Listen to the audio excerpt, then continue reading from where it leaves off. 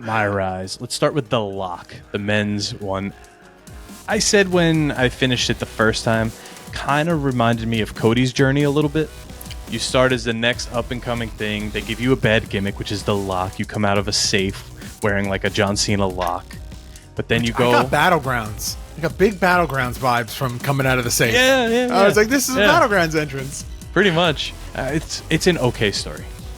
But then I think the Legacy one, which is the women's one, that's where it shines. double the amount of gameplay time.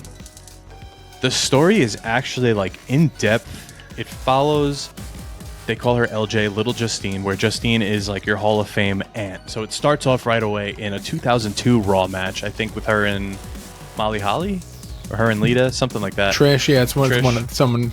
You're in the old arena, it's her watching, and then you make your character, which I made the same character in 24 because I didn't know who else to make. I even named her LJ, so. But pretty much you're in her footsteps, you make a name for yourself. You don't really do the same stuff the Lock does, which I like.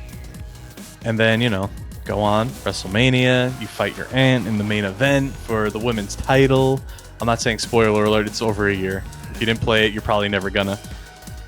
It's just everything about everything about the journey and the story is great. But I don't even think that that's the best part of it.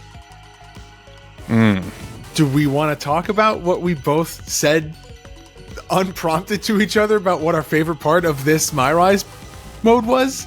Are you talking about the last promo? Yeah. I'm actually talking about that. So this has always been my problem with the MyRise mode.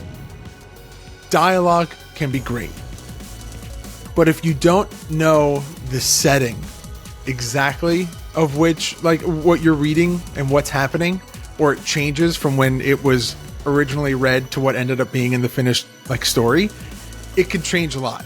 But Ruthless Digressions, the podcast promo, is so amazing. It's phenomenal, and I think a lot of wrestlers should take notes. But that whole last part of the storyline, which we were texting each other, we're like, this thing never ends. Like, it keeps going. I kept texting you because you finished first, like, how much longer? How much longer?